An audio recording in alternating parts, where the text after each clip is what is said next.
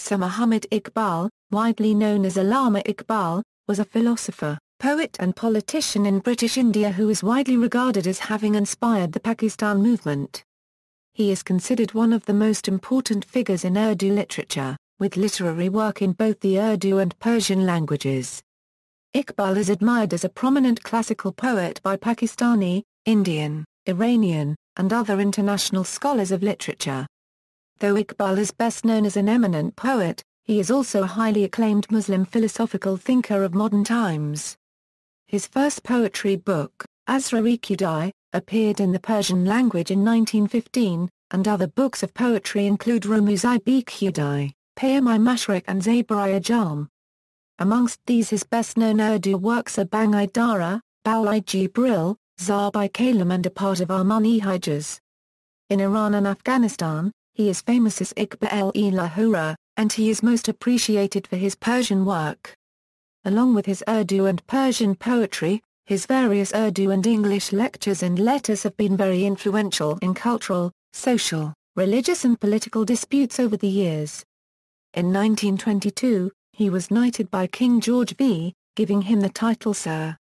While studying law and philosophy in England, Iqbal became a member of the London branch of the All India Muslim League.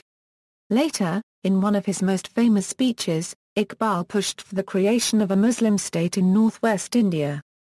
This took place in his presidential speech in the League's December 1930 session. In much of southern Asia and Urdu-speaking world, Iqbal is regarded as the Shar-e-Mashriq. He is also called Mufakir-e-Pakistan and Hakim-ul-Ummah. The Pakistan government officially named him a national poet.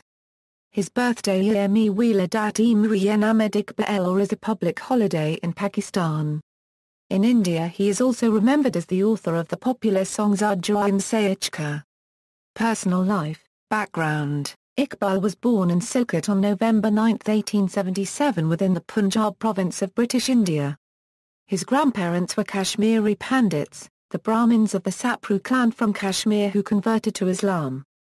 In the 19th century, when Sikhs were taking over rule of Kashmir, his grandfather's family migrated to Punjab. Iqbal often mentioned and commemorated about his Kashmiri Pandit Brahmin lineage in his writings. Iqbal's father, Sheikh Nur Muhammad, was a tailor, not formally educated but a religious man. Iqbal's mother Imam Bibi was a polite and humble woman who helped the poor and solved the problems of neighbors. She died on November 9, 1914 in Silkut. Iqbal loved his mother, and on her death he expressed his feelings of pathos in a poetic form elegy. Who would wait for me anxiously in my native place? Who would display restlessness if my letter fails to arrive? I will visit thy grave with this complaint, who will now think of me in midnight prayers? All thy life thy love served me with devotion. When I became fit to serve thee, thou hast departed.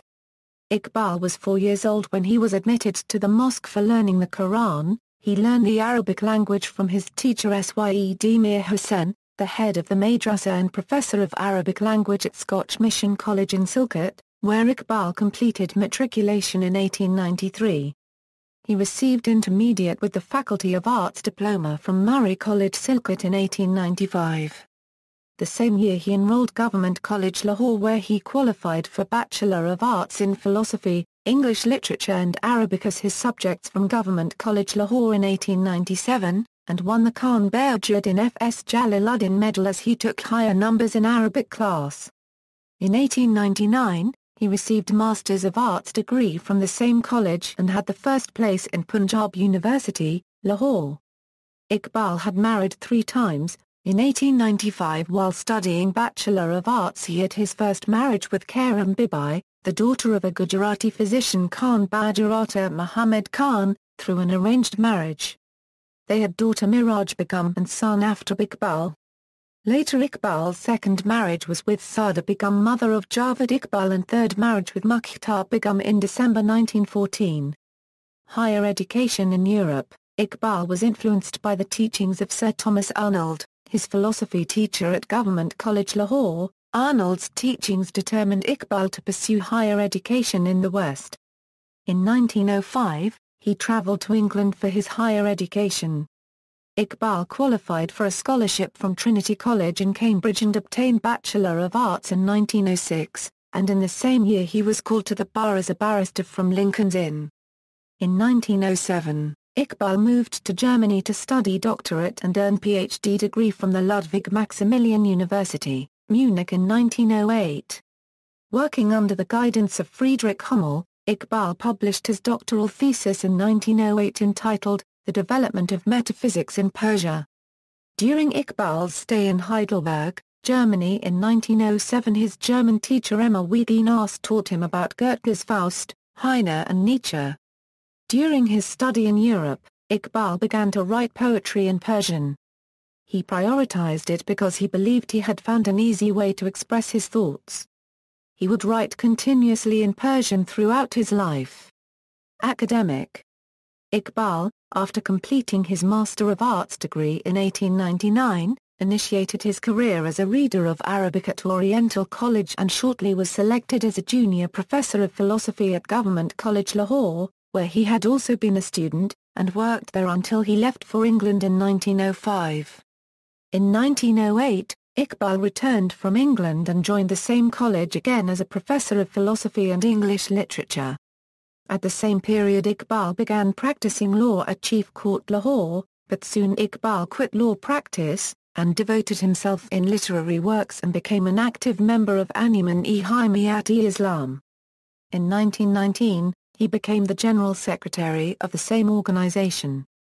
Iqbal's thoughts in his work primarily focus on the spiritual direction and development of human society, centered around experiences from his travels and stays in Western Europe and the Middle East.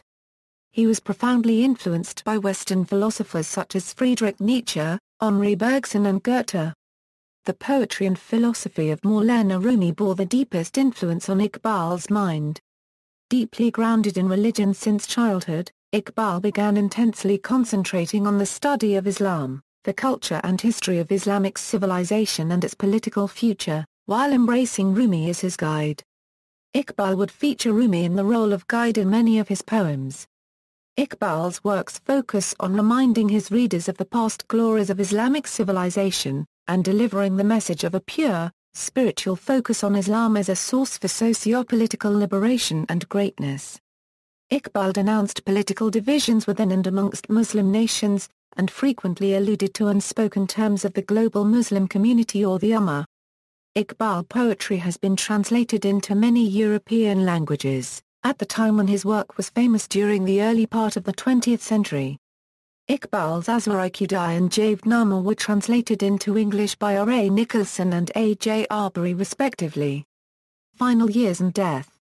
In 1933, after returning from a trip to Spain and Afghanistan, Iqbal had suffered from a mysterious throat illness. He spent his final years helping Chaudhry Niaz Ali Khan to establish the Darul Islam Trust Institute at Jamalpur Estate near Pathankot, where studies in classical Islam and contemporary social science were planned to be subsidized, and Iqbal also advocated the demand for an independent Muslim state. Iqbal ceased practicing law in 1934 and was granted pension by the Nawab of Bhopal. In his final years he frequently visited the Dargah of famous Sufi Hazrat Ali Hujuri in Lahore for spiritual guidance.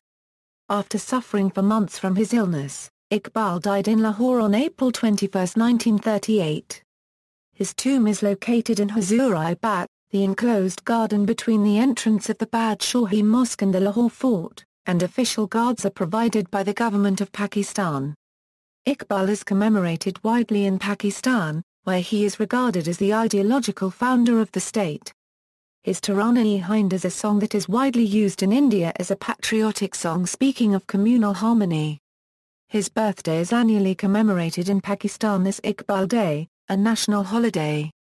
Iqbal is the namesake of many public institutions, including the Allama Iqbal Campus Punjab University in Lahore, the Allama Iqbal Medical College in Lahore, Iqbal Stadium in Faisalabad, Allama Iqbal Open University in Pakistan, the Allama Iqbal International Airport in Lahore, the Allama Iqbal Hall in Nishtar Medical College in Multan and Gulshan-e-Iqbal Town in Karachi and Allama Iqbal Hall at AMU, India.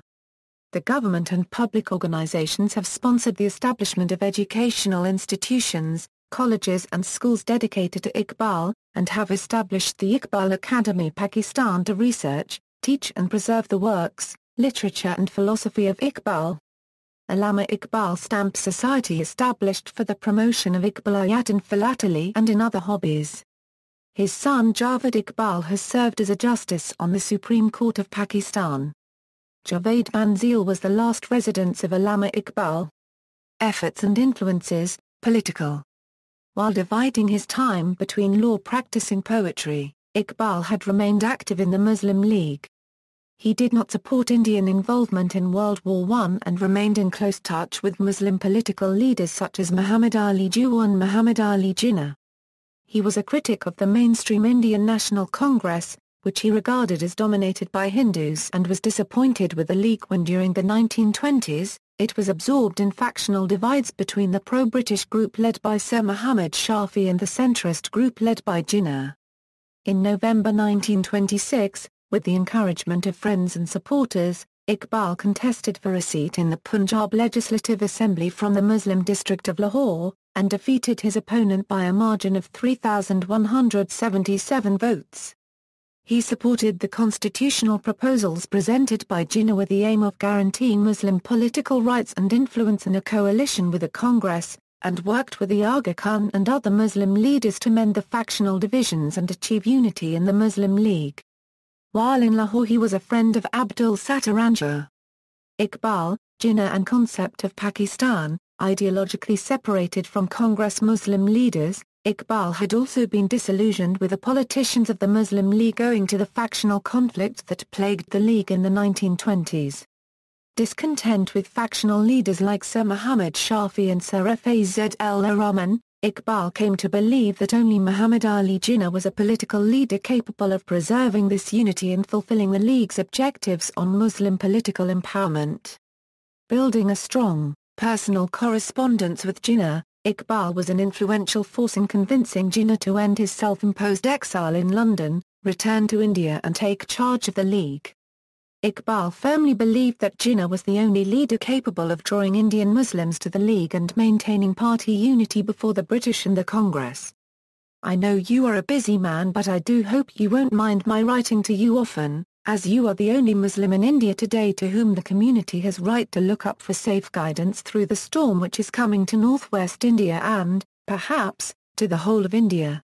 While Iqbal espoused the idea of Muslim-majority provinces in 1930, Jinnah would continue to hold talks with the Congress through the decade and only officially embraced the goal of Pakistan in 1940. Some historians postulate that Jinnah always remained hopeful for an agreement with the Congress and never fully desired the partition of India. Iqbal's close correspondence with Jinnah is speculated by some historians as having been responsible for Jinnah's embrace of the idea of Pakistan. Iqbal elucidated to Jinnah his vision of a separate Muslim state in a letter sent on June 21, 1937. A separate federation of Muslim provinces, reformed on the lines I have suggested above, is the only course by which we can secure a peaceful India and save Muslims from the domination of non-Muslims.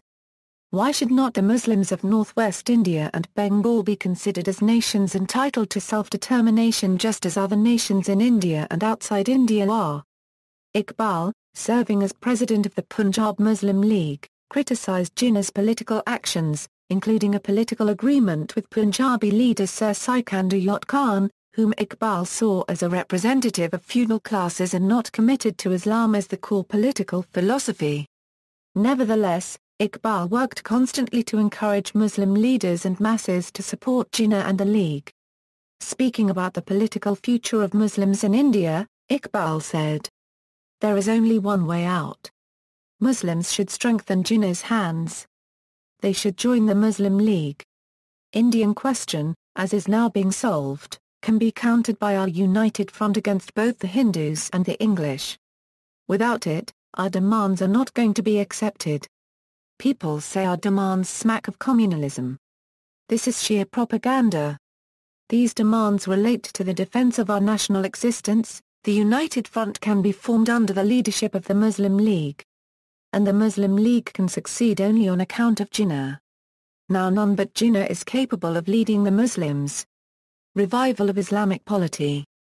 Iqbal's 6 English lectures were published first from Lahore in 1930 and then by Oxford University Press in 1934 in a book titled The Reconstruction of Religious Thought in Islam, which were read at Madras, Hyderabad and Aligarh.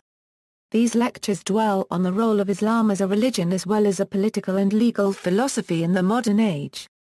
In these lectures Iqbal firmly rejects the political attitudes and conduct of Muslim politicians, whom he saw as morally misguided, attached to power and without any standing with Muslim masses. Iqbal expressed fears that not only would secularism weaken the spiritual foundations of Islam and Muslim society, but that India's Hindu majority population would crowd out Muslim heritage, culture and political influence.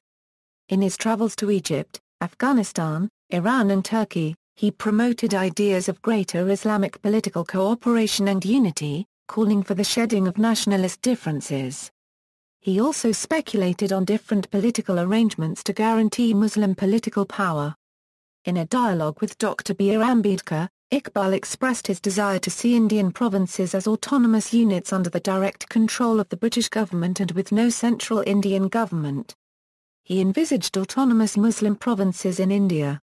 Under one Indian union he feared for Muslims, who would suffer in many respects especially with regard to their existentially separate entity as Muslims. Sir Muhammad Iqbal was elected President of the Muslim League in 1930 at its session in Allahabad, in the United Provinces as well as for the session in Lahore in 1932. In his presidential address on December 29, 1930, Iqbal outlined a vision of an independent state for Muslim-majority provinces in northwestern India. I would like to see the Punjab, Northwest Frontier Province, Sindh and Balochistan amalgamated into a single state. Self-government within the British Empire, or without the British Empire, the formation of a consolidated Northwest Indian Muslim state appears to me to be the final destiny of the Muslims, at least of Northwest India. In his speech, Iqbal emphasized that unlike Christianity, Islam came with legal concepts with civic significance, with its religious ideals considered as inseparable from social order. Therefore, the construction of a policy on national lines, if it means a displacement of the Islamic principle of solidarity, is simply unthinkable to a Muslim. Iqbal thus stressed not only the need for the political unity of Muslim communities, but the undesirability of blending the Muslim population into a wider society not based on Islamic principles.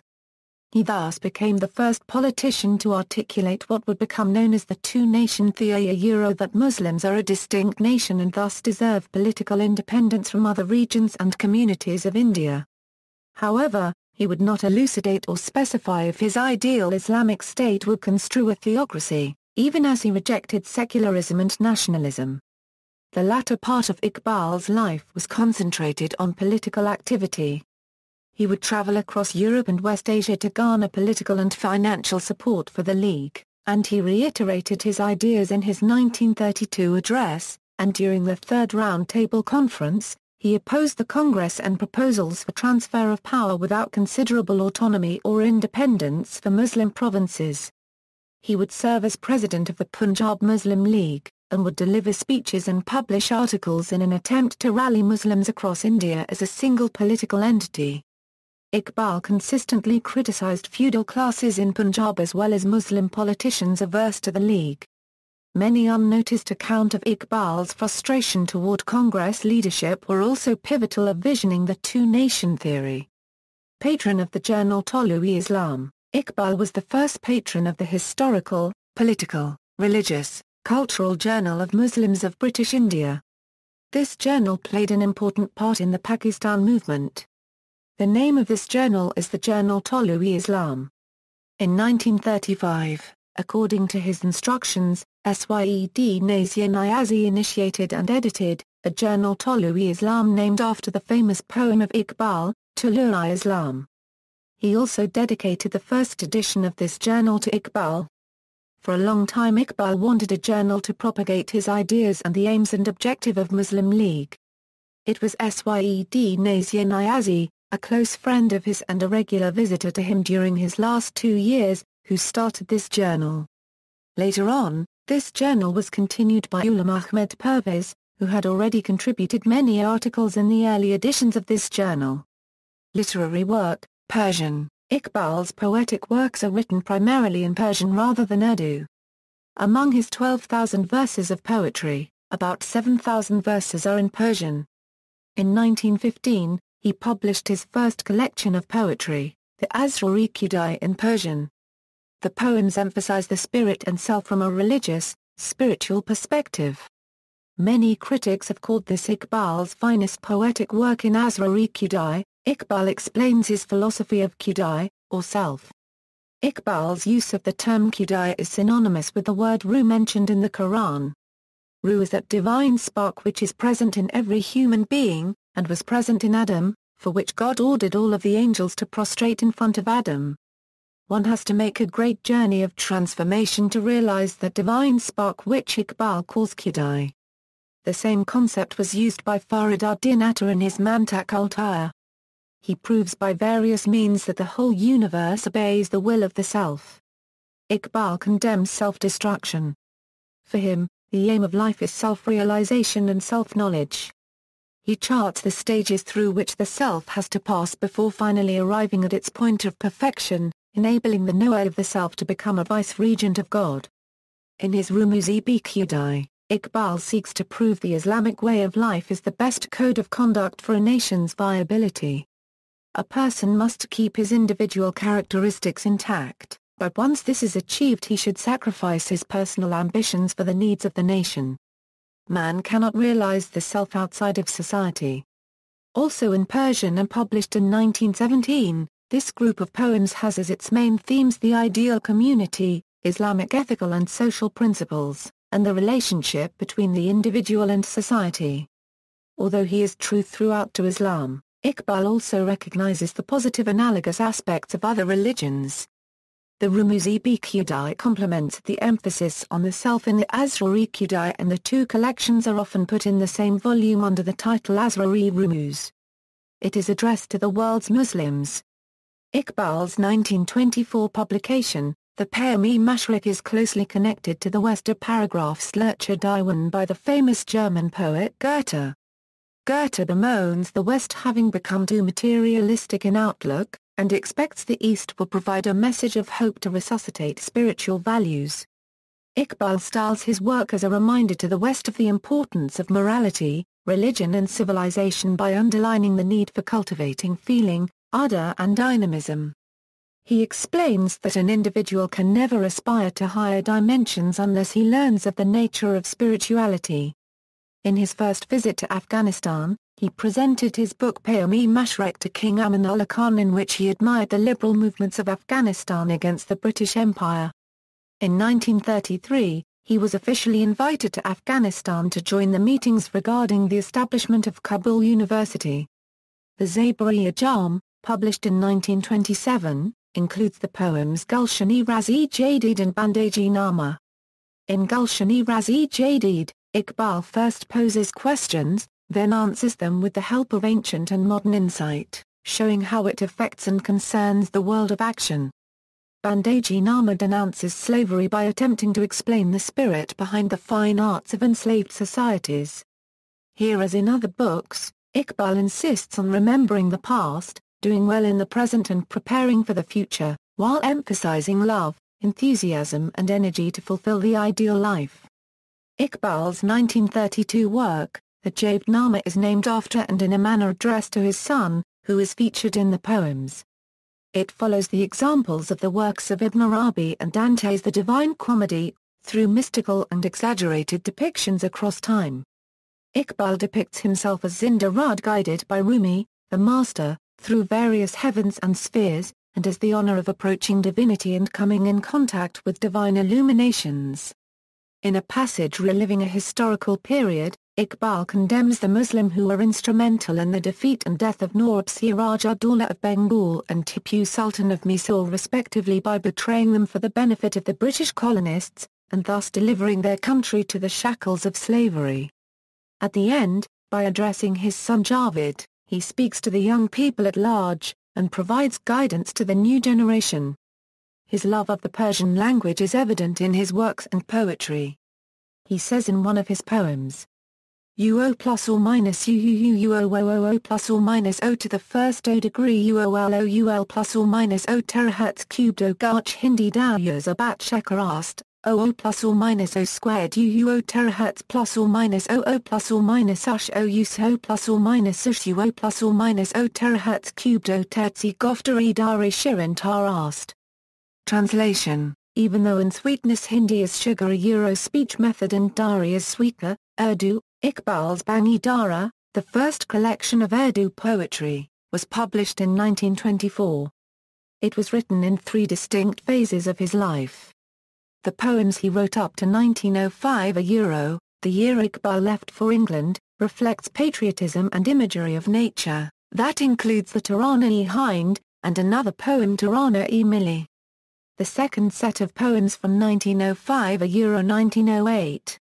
When Iqbal studied in Europe and dwell upon the nature of European society about whom he emphasized had lost spiritual and religious values, these inspired Iqbal to write poems on the historical and cultural heritage of Islam and Muslim community, with the global perspective.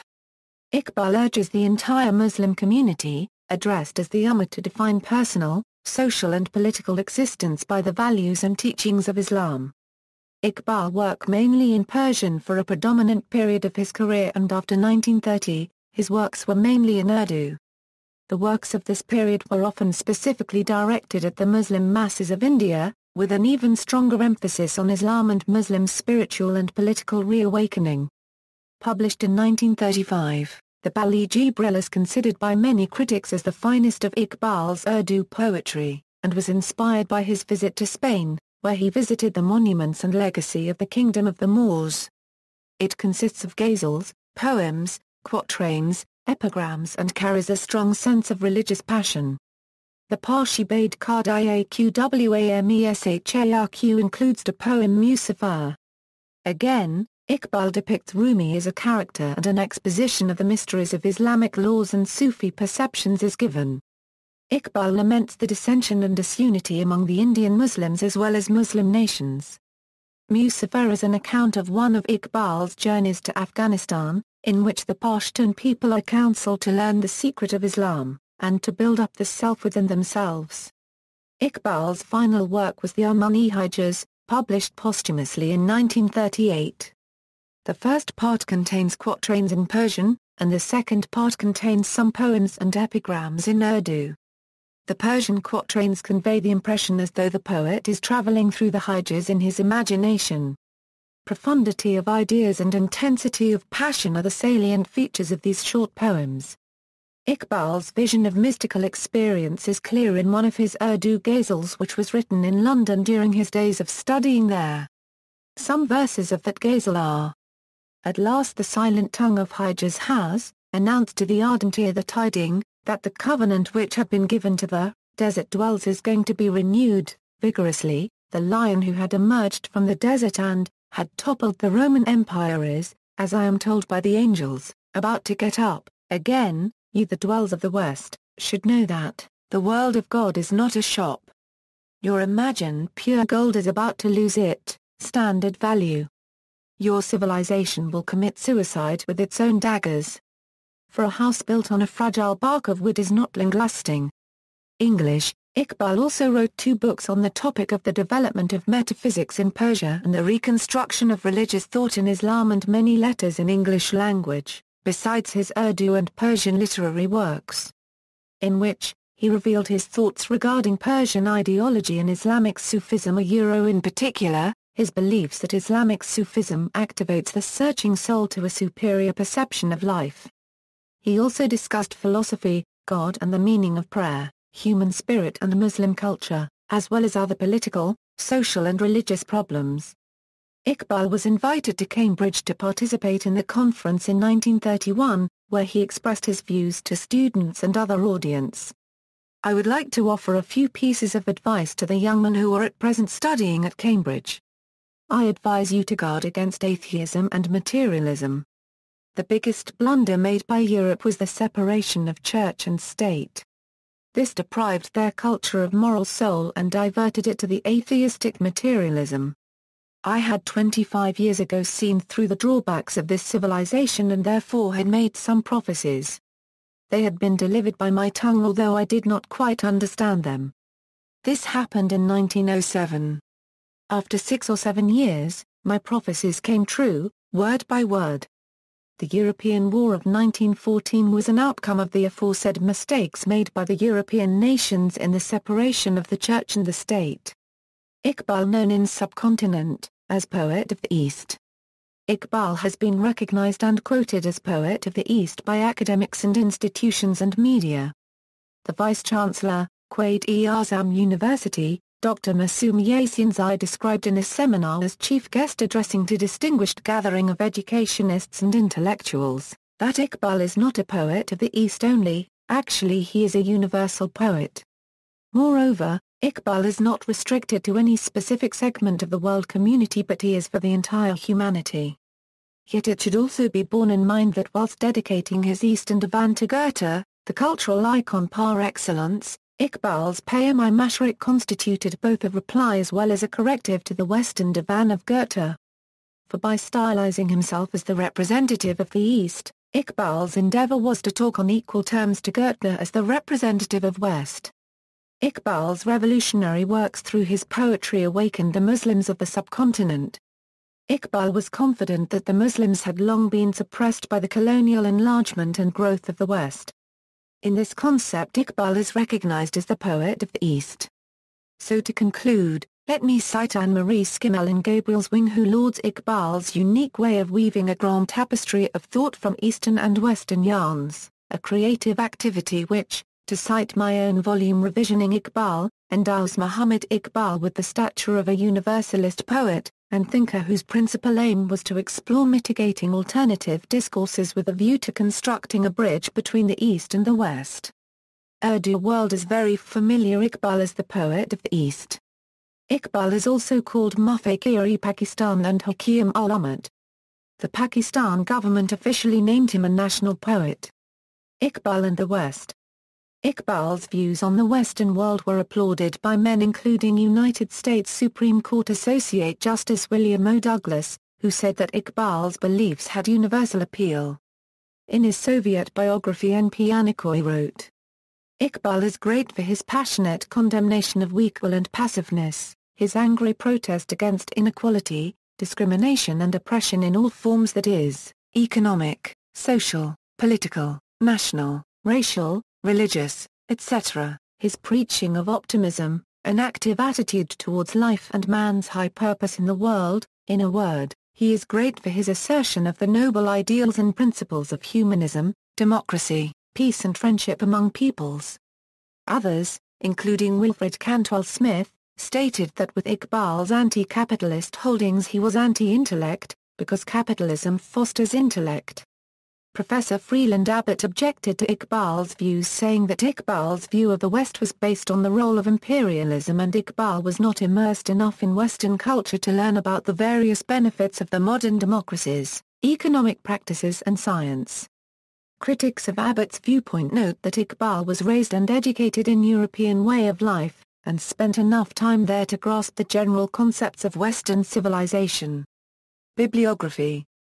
Prose book, Al-Muqtasad, Poetic Books in Persian, Asrar-e-Khudi, Rumuz-i-Bekhudi, Payam-i-Mashriq, Zabur-i-Ajam, Javidnama, Parshi-Bade Qard-i-Aqwamesharq, Armughan-e-Hijaz, Poetic Books in Urdu, Bang-i-Dara, Bal-i-Jibril, Zarb-i Kalim, Books in English, The Development of Metaphysics in Persia, The Reconstruction of Religious Thought in Islam, Gallery. See also Sahaj Ram Sapru, Iqbal's grandfather, who converted to Islam to escape death sentence due to his crime of financial embezzlement. He was offered to either convert or die. He chose the former. Muhammad Iqbal, Liaquat Ali Khan, Iblis Ki Meli Shura, a poem by Iqbal, Jaganneth Azad, List of Pakistani poets, List of Urdu language poets, List of Muslim philosophers, references. Further reading, Ramnath, Kak. Autumn Leaves, Kashmiri Reminiscences. India, Vitasta. ISBN A81-86588-00-0. Mustansir, Mir, Iqbal, I.B. Torres, ISBN A1-84511-094-3. Muhammad, Munawwar. Iqbal, poet philosopher of Islam. ISBN A969-416-061-8. Salem, Dibnath. Secularism, Western and Indian. New Delhi, Atlantic Publishers. ISBN A978-81-269-1366-4A. Versus, Nepal. Beyond Belief, Islamic Excursions Among the Converted Peoples. USA, Random House. ISBN A0-375-50118-5. Anne-Marie, Schimmel, Gabriel's Wing, A Study of the Religious Ideas of Sir Muhammad Iqbal, Leiden, Netherlands, E. J. Briller. External links, International Iqbal Society, The Collection of Urdu Poems, Columbia University, Iqbal's Philosophic, Poetic and Political Work, Encyclopædia Britannica.